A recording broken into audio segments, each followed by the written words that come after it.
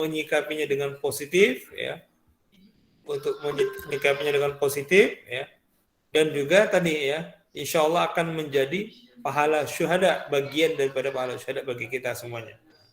Nah ini, ya, jadi tuntunan-tuntunan Nabi Shallallahu Alaihi Wasallam terkait dengan wabah ini, ya, ini adalah menjadi pegangan bagi kita. Tentunya di situ ada bukti ikhtiar-ikhtiar. Ya. Kita lihat bagaimana peran pemerintah dalam dan juga peran lembaga-lembaga yang ada dalam mengatur, menata bagaimana agar pandemi ini dapat segera teratasi. Walaupun ya seperti yang kita alami sekarang, ya, kita mengalami fase yang panjang seperti ini. Anda yang sudah semester 3 sampai sekarang belum pernah mencicipi bangku kuliah yang sudah Anda idam-idamkan ketika mau tamat sekolah kemarin, gitu kan, ternyata Anda tidak bisa masuki ke ruangan kuliah, ya. Dan begitu juga adik kelas Anda, ya, maka hal ini, ya, dalam menyikapi pandemi ini dengan kesabaran kita, insya Allah akan membawa kebaikan bagi kita semuanya. Asa an takrahu syai'an wa khair lakum wa asa an tuhibbu syai'an wa syarrul lakum. Ya, jadi ini bagaimana kalau misalnya kita temukan di tengah masyarakat beragam sikapan terhadap kebijakan-kebijakan yang diambil oleh pemerintah, kita rujuk kepada tarikh, kepada sejarah, ya. Ternyata pada zaman Khalifah Umar bin Khattab, ya, itu pun terjadi sebuah khilafiyah antara Umar dan siapa? Saat itu pemakalan antara Khalifah Umar dan siapa? Dengan Ubaidillah, ya. Maka ada ketika Umar memutuskan tidak memasuki wilayah tersebut, Umar telah melakukan apa? Berpindah dari sunnah yang satu kepada sunnah yang lainnya. Nah, ini adalah bagian gambaran bagi kita. Semuanya ada memiliki landasan-landasan teologis, ada landasan-landasan historis. Bagaimana sikap yang ditunjukkan oleh para sahabat ketika sahabat Rasulullah SAW ketika menghadapi fenomena wabah yang berkembang ataupun yang terjadi di suatu kaum. Nah, jadi ketika Anda menemukan di era sekarang, ya, di era sekarang, di momentum sekarang, di fenomena saat ini, Anda menemukan khilafiyah di tengah masyarakat, ya kita tidak perlu panik dan tidak perlu bingung, ya. Anda sudah memiliki pemahaman atau literasi terhadap fenomena ini. Jadi Anda atau kita sebagai calon mufassir pemula, mufassir muda yang mendalami ilmu Al-Quran ataupun ilmu hadis, ya, Anda hendaklah menjadi pencerah, menjadi penerang bagi masyarakat untuk memberikan ketenangan, ya, ikut memberikan ketenangan, jangan sampai menjadi agen yang memberikan kepanikan atau menyebabkan hoax yang menyebabkan terjadinya konflik di tengah masyarakat ataupun di lingkungan Anda ketika Anda menyikapi adanya fenomena wabah saat ini. Ya, oke. Sampai di sini mungkin ada yang mau dikomentari, dipersilakan. Terkait wabah, ya. Monggo. Iya, Pak. Ya, Putri, monggo. Ini kayak mau minta pendapat dari Bapak aja ya. Ini menurut pendapat Bapak bagaimana dengan orang-orang yang masih tidak mempercayai gitu sama wabah ini gitu loh. Kan ada masih segelintir orang itu yang tidak mempercaya gitu. Itu tanggapan Bapak itu gimana itu, Pak? Ya, baik. Kita kembali kepada contoh yang dicontohkan oleh sikap ataupun yang dicontohkan oleh riwayat Umar, ya, tentang menangani wabah tadi. Ya tadilah. Ketika kembali ke masyarakat, realitas historis menunjukkan yang ada, fakta yang ada. Ya, inilah fakta atau realitas sosial yang terjadi di tengah masyarakat. Nah, bagaimana menyikapinya? Anda ya sebagai seorang mahasiswa, sebagai agent of change ya, diharapkan mampu memberikan apa ya? Penerangan. Kita merujuk kepada bagaimana langkah yang diambil oleh pemerintah kita.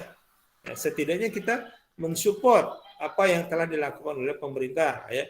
Di antaranya tadi dengan menerapkan protokol kesehatan secara ketat.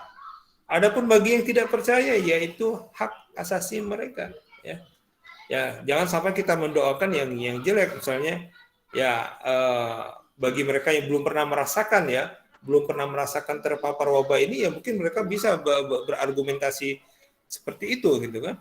Saya yang secara pribadi yang pernah menangani pasien yang pernah positif, itu pasti akan muncul muncul emosi kita ya.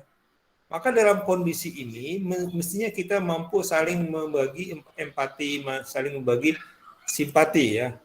Ya, ketika kita menunjukkan tidak percaya, jangan sampai itu menyakiti orang-orang yang pernah berpengalaman, atau yang kalau istilahnya Bapak Rektor kita tahu apa? LC, dapat gelar LC. Apa itu LC itu? Lulusan COVID katanya, bukan lulusan Mesir ya, lulusan COVID. Dapat gelar LC. Nah, kalau saya yang istri yang kena COVID jadi lulusan COVID. Kalau saya jadi yang mendampinginya, yang merawatnya jadi ya perawat LC ya. PLC, perawat lulusan COVID gitu kan. Nah, jadi hal ini ya ketika kita merespon secara negatif maka akan muncul konflik.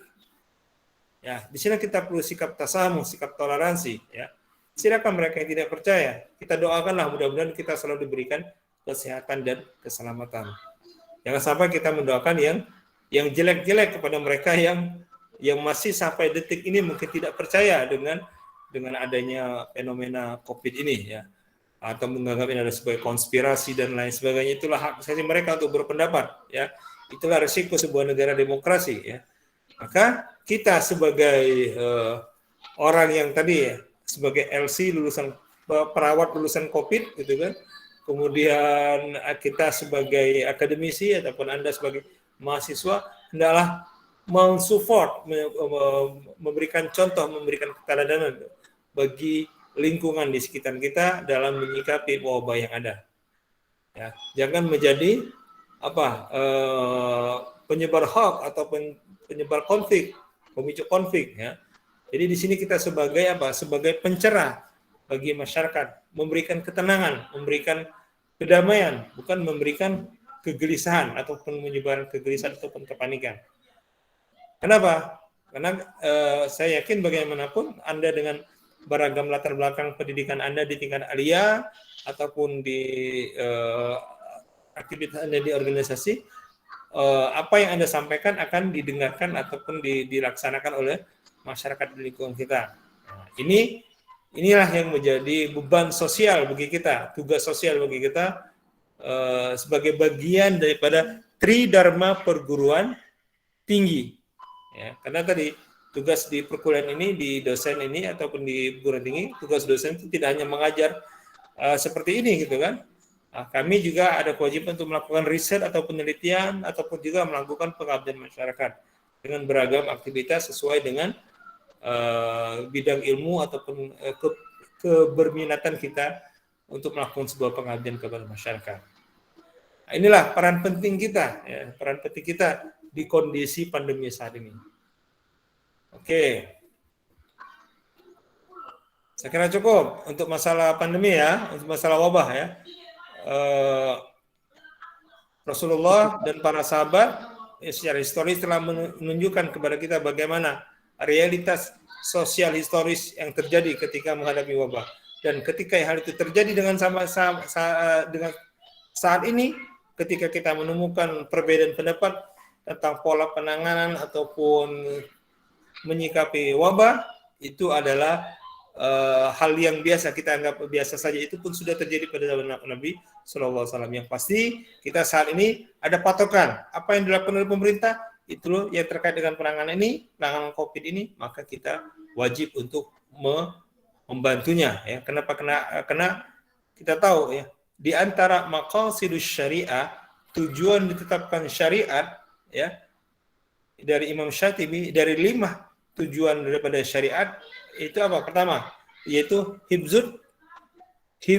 hibzuddin, itu menjaga agama. Yang kedua, hibzun nasal, itu menjaga keturunan. Yang ketiga, hibzun nafas, menjaga nyawa.